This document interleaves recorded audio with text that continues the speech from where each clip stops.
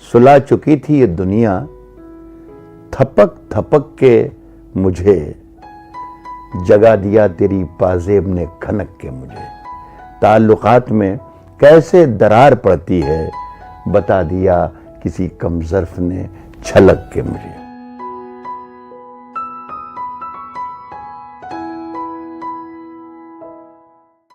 कश्ती तेरा नसीब चमकदार कर दिया, इस पार के थपेड़ों ने उस पार कर दिया। अफवाह थी कि मेरी तबीयत खराब है, लोगों ने पूछ पूछ के बीमार कर दिया। नमस्कार, स्वागत है आपका लोकमत न्यूज में। मैं हूं आपके साथ प्रतीक्षा कुकरेती। तो आज मेरे साथ जो शख्स है उनको किसी भी तरह की परिचय की आवश्यकता नहीं है। उर्दू अदब, उर्दू जबान से अगर आप लगाव रखते हैं तो सबसे पहला नाम जो जहन में आता है वो आता है जनाब राहत इंदौरी का। पिछले 4 दशक से राहत इंदौरी साहब ने उर्दू अदब से हमें मालामाल कर रखा है। मैं क्या कहूँ राहत साहब के बारे में। उनके गीत, उनकी कविताएं, उनकी शेरो शायरियां उनके चाहने वालों की नसों में पेवस्त हो चुके हैं। तो आइए मैं अब स्वागत करूंगी राहत साहब का। आपका बहुत शुक्रिया है। मेरा पहला सवाल, राहत इंदौरी, शायर इंदौरी कैसे मिले? उनको कहां से प्रेरणा मिली कि वो अपने लफ्जों को, अपने अल्फाजों को शायरी की तस्बीह में पिरोते? देखिए, निदा फाजली का एक शेर है कि हर आदमी में होते हैं 10-20 आदमी, जिसको भी देखना हो कई बार देखना।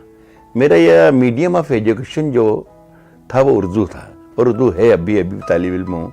मेरे घर में या मेरे ख़ानदान में, मेरे कुनबे में किसी ने शायरी नहीं की और मैं भी इरादतन कभी शायर नहीं बना। लेकिन चूँकि उर्दू मिजाज था, उर्दू पढ़ना लिखना था, उर्दू उड़ना बिछोना था, तो चूँकि उर्दू का ताल्लुक़ अदब से और शायरी से बहुत नज़दीक का है, तो न जाने कहाँ से एक फितरी तौर पर शायरी घुलती गई। वो बचपन का ज़माना मैं याद करता हूँ तो एक कोई फुटबॉलर था, एक कोई हॉकी का प्लेयर था, एक शायर था, एक पेंटर था। ये कई लोग अंदर सांस ले रहे थे, लेकिन इन सबको ओवरटेक किया न जाने कब और किस तरह, और शायर सबको पीछे छोड़ के आगे चला है और उसने अपने होने का ऐलान किया और वह आज तक उम्रें गुजार रहा है मेरे अंदर। साहब, आपने मुशायरों पर पीएचडी की। जी। पहले और अब के मुशायरों में क्या मूलभूत परिवर्तन? ज़मीन और आसमान का फ़र्क है। देखिए, आज जो मुशायरे हो गए हैं जिसमें अगर आप अदब या तहजीब या वो उर्दू अदब की क़दरें तलाश करने जाएंगे जो किसी ज़माने में उर्दू अदब का सरमाया हुआ करती थी, तो आपको मायूसी होगी। एक कल्चरल एक्टिविटीज़ की तरह मुशायरा भी हो गया और हिंदी के मंच भी हो गए, तो वहाँ सिर्फ एक तफरीह के लिए तो जाया जा सकता है आजकल, और मैं भी उसी सिलसिले का एक हिस्सा हूँ। लेकिन ये मैं बहुत साफ़गोई से एतराफ़ करता हूँ कि मुशायरों में अब अदब तलाश करने पर आपको कुछ भी हाथ नहीं लगेगा। जनाब, अशार पढ़ने में आपकी शैली काफ़ी मकबूल है। आपका अंदाज़, यूँ तो इस दौर में काफ़ी शायर है, लेकिन आपका अंदाज़े बयां मुख्तलिफ है। कहाँ से ये प्रेरणा? नहीं, ये मेरा कुछ भी सोचा समझा अमल नहीं था। मैं पहले किसी ज़माने में 30-35 बरस पहले जब ताज़ा आया था मुशायरों के स्टेज पर, मंच पर, मुशायरों की महफिलों में, तो मैं भी तरन्नुम ही पढ़ा करता था। उस ज़माने में गाकर, तरन्नुम में पढ़कर ही कोई शायर कामयाब हो जाया होता था। ये पहली शर्त हुआ करती थी उस ज़माने में। लेकिन मेरी शायरी जिस तरीके की होती, तो मेरे असातिज़ा जो थे उस मेरे साथ में, मेरे बुज़ुर्गों ने ही मुझे मशवरा दिया कि आपकी जो शेर होते हैं उसमें तरन्नुम की क़तई ज़रूरत नहीं होती। आप अगर सीधे सीधे ऐसे ही पढ़ेंगे तहत लफ्ज़ में तो लोग पसंद करेंगे। तो 1-2 मरतबा मैंने महाराष्ट्र की तरह के मुशायरों में पढ़कर देखा और लोगों ने पसंद किया, और मुझे जब एक रास्ता मिला तो मैं उसी पर चल निकला, और वो शैली इतनी मकबूल हुई कि अब फिर मैंने ये देखा कि फिर कुछ बरस के बाद जिस शहर में मैं जाता था वहाँ पे कोई आधा दर्जन राहत इंदौरी ज़रूर मिलते थे मुझे। उसकी याद आई है, सांसों जरा आहिस्ता चलो, धड़कनों से भी इबादत में खलल पड़ता है। जी। प्यार भरी जो आपकी शायरी है वो लाखों दिलों में राज करती है। तब के प्यार करने में और आज के प्यार में क्या फर्क? देखिए, रोमांस और तगज़्ज़ुल उर्दू गज़ल का ख़ास हिस्सा होता है, और इससे कोई बच के नहीं निकल जाए। चाहे इनकलाब बर्पा कर दे, चाहे फसादात पे शायरी कर ले, या इनकलाबी शायरी कर ले, या जंगों पर शायरी कर ले, पाकिस्तान पर, हिंदुस्तान पर, सियासत पर, किसी पर भी शायरी कर ले। लेकिन किसी ने कहा है कि बनती नहीं है शाहिद मीना कहे बगैर। तो मैं भी तगज़ुल से, हालांकि मेरा कोई करीबी रिश्ता बिल्कुल नहीं रहा, लेकिन तगज़ुल को मैंने छुआ ही नहीं, ये ऐसा मैं कभी नहीं कह सकता। बल्कि बारहा अपने तौर पर मेरी शायरी के नज़दीक रहा तगज़ुल। और मैंने ये शेर जो आपने पढ़ा, लगभग शायद उसी रो में कहा गया शेर है। जनाब, आपके नज़रिए से उर्दू का भविष्य क्या है? मैं समझता हूँ कि देखिए, हिंदुस्तान में अक्सर ये सुनने में आता है कि उर्दू ज़वाल की तरफ जा रही है, या उर्दू को जो मकाम हासिल होना चाहिए था वो नहीं हो रहा है। मेरा ताल्लुक़ दर्स व तदरीस से रहा। इंदौर यूनिवर्सिटी में मैं अदब पढ़ाता रहा, उर्दू पढ़ाता रहा।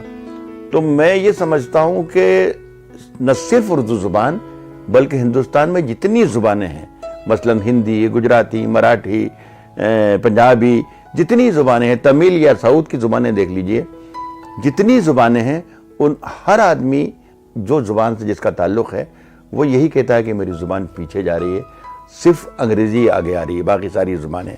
लेकिन मैं तो ये समझता हूँ कि देखिए, मेरा जिस ज़ुबान से ताल्लुक़ है, या जो सवाल आपने मुझसे किया, उर्दू ज़ुबान के हवाले से मेरी शनाख्त है, मेरी पहचान है, जिसका मरकज़ कभी हुआ करता था अलीगढ़ या दिल्ली या लखनऊ या भोपाल या फैज़ाबाद या अवध। ये यहाँ से अलीगढ़ भी ले सकते हैं। यहाँ से अगर आपने जैसा सवाल किया कि कम हो रहा है, तो मैं ये देखता हूँ कि ये नॉर्वे में चली गई ज़ुबान, ये वाशिंगटन में बोली जा रही है, ये न्यूयॉर्क में इसकी महफिलें सजाई जा रही हैं, या ऑस्ट्रेलिया में मकबूल तरीन हो रही है, वहाँ पे रसाई निकल रहे हैं, अखबारात निकल रहे हैं, वहाँ पे शायरी की महफिलें सज रही हैं। तो मैं तो इस तरीके इसको कहता हूँ कि ये तरक्की ही कर रही है ज़ुबान। अलबत्ता एक ज़रूर छोटी सी शिकायत, हुकूमतों से मैं कभी तवक्को नहीं करता, ना हुकूमत से, ना एकेडमीज़ से, ना सरकार से। अलबत्ता मैं शिकायत करता हूँ उर्दू वालों से ही, कि उर्दू को अगर महफूज रखना चाहते हैं आप, तो पहली शर्त यह है कि आप अपने घर में अपने बच्चों को खुद से उर्दू पढ़ाएं। आप सरकारों की तरफ ना देखें, आप संस्थाओं की तरफ मत देखें, अंजुमनों की तरफ ना देखें, एकेडमीज़ की तरफ ना देखें। तो मैं समझता हूँ कि उर्दू का भी कोई नुकसान हुआ नहीं है। उर्दू हमारी गिरफ्त में है, और उर्दू की मकबूलियत दिन रात बढ़ती जा रही है। राहत साहब लाखों दिलों के पसंदीदा शायर हैं। राहत साहब का कौन पसंदीदा शायर है? देखिए, मैं बचपन से, जब से शऊर मेरा बेदार हुआ, गालिब मेरे इर्द गिर्द रहा हमेशा। बचपन से जब मैं उसे नहीं समझता था, तब भी समझने की कोशिश करता था। आज मैं गालिब को थोड़ा बहुत समझता हूँ, तब भी गालिब को समझने की कोशिश करता हूँ। किसी वक्त मुस्तकबिल में मुझे ऐसा लगेगा कि मैं गालिब को समझने लगा, शायद तब भी गालिब को समझने की मुझे ज़रूरत रहेगी। एक अजीब व गरीब मामला है कि दीवाने गालिब की जिस किताब के लिए हिंदुस्तान में यहाँ तक कहा गया कि इस हिंदुस्तान में 2 मुक़द्दस किताबें हुई हैं, एक तो वेद, पवित्र वेद, और दूसरा दीवाने गालिब।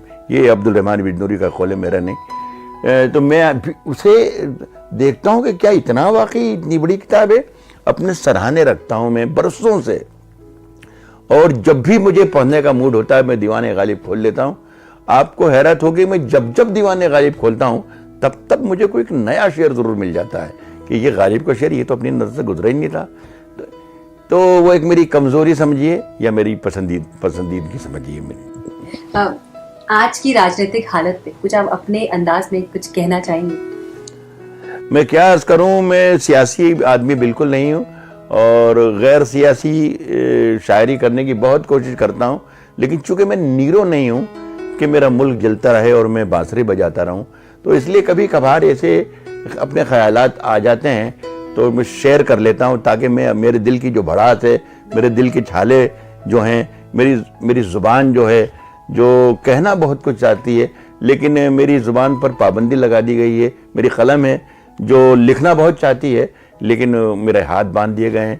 लेकिन फिर भी मैंने कभी भी मसलहत से या खौफ से या चापलूसी से या किसी भी डर से अपनी आवाज़ को दबने नहीं दिया। मैंने जो कुछ कहा है वो लाल किले में भी पढ़ा है, और वही वाशिंगटन में भी पढ़ा है, और वो पाकिस्तान में भी पढ़ा है। तो मैं अक्सर कोई मसाइल ऐसे होते हैं तो मैं शेर कह लेता हूँ और कह देता हूँ। आपने एक बार बोला था कि मेरे अंदर से कभी शेर नहीं आता, जब मेरे सामने कोई होता है तब शेर आता है। तो ये- मैं कुछ सुनना चाहूंगी सर। हाँ ज़रूर, मैं आपके लिए मैं ज़रूर सुनाऊंगा। एक गज़ल के 2-3 शेर सुनाता हूँ आपको। और पता नहीं मेरे मिजाज के जो लोग मुझे सुन रहे हैं वो उन्होंने भी मेरा ये मिजाज देखा है या नहीं देखा है, सुना है।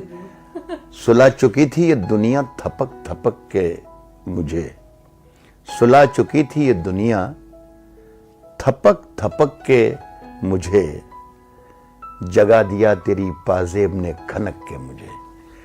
सुला चुकी थी ये दुनिया थपक थपक के मुझे, जगा दिया तेरी पाजेब ने खनक के मुझे, जगा दिया तेरी पाजेब ने खनक के मुझे। ताल्लुकात में कैसे दरार पड़ती है, ताल्लुकात में कैसे दरार पड़ती है, बता दिया किसी कमजर्फ ने छलक के मुझे। बहुत शुक्रिया। आप लाखों के लिए इंस्पिरेशन हैं। जितने युवा कवि हैं सबके लिए लाखों दिलों में आप राज करते हैं। बड़े बेबाक, बड़े बेखौफ तरीके से आप अपनी बात रखते हैं। तो क्या मैसेज देना चाहेंगे आप आज के कवियों को, आज के शायर? नहीं देखिए, अगर शायर या कवि चाहे हिंदी का हो या उर्दू का या किसी भी जुबान का हो, उसके आसपास शहर सुलग रहा है और वो श्रृंगार के गीत लिख रहा है, ऐसी गज़लें लिख रहा है जो जिसका ताल्लुक़ मोहब्बत और इश्क से और औरत से।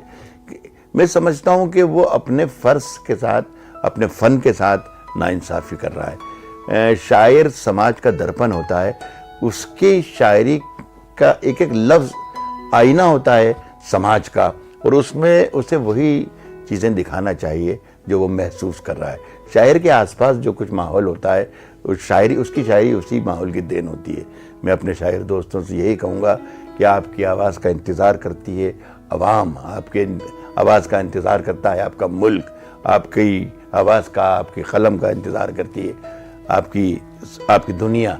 तो मैं, अगर आप अपना फ़र्ज़ अदा नहीं कर रहे हैं तो अपने फ़न के साथ नाइंसाफ़ी कर रहे हैं। राहत इंदौरी साहब, ये वो नाम है जिसको सुन के लाखों लोगों के रोंगटे खड़े हो जाते हैं, दिलों में राज करते हैं। लोग आपकी शायरी को तो पसंद करते हैं लेकिन वो आपके बारे में कुछ जानना चाहते हैं। तो हम चाहते हैं आप हमारे दर्शकों को अपने बारे में बताएं, अपने परिवार के बारे में बताएं। बहुत सादा सा एक परिवार, छोटा सा परिवार। मेरे फादर जो थे एक टीचर थे और उन्होंने, मेरे घर में शायर सिर्फ मैं ही रहा। अब ऐसा सुनने में आता है कि मेरे बच्चे कुछ शेर व शायरी से शगफ रखते हैं, मोहब्बत करते हैं। अच्छा लगेगा कि जब कोई दूर से आकर मुझे सुनाएगा कि ये राहत भाई, आपके बेटे का एक शेर आपको मैं सुना रहा हूँ। लेकिन ऐसा अभी तक हुआ नहीं है। मेरी बेटी है एक, उसकी मैं शादी कर चुका हूँ, बच्चे दोनों साहिब रोज़गार हैं माशाल्लाह। एक ETV में नौकरी करता है, एक बैंक में मैनेजर है, दोनों पढ़े लिखे हैं, तीनों चारों सबकी शादी मैंने कर दी है और ज़िंदगी बहुत ही सुकून से गुजर रही है। अल्लाह का शुक्र है। बहुत शुक्रिया राहत इंदौरी साहब का हमें अपना कीमती वक्त देने के लिए। वेलकम, आपका इस्तकबाल है। बहुत बहुत शुक्रिया। मेरे सहयोगी वकार अहमद के साथ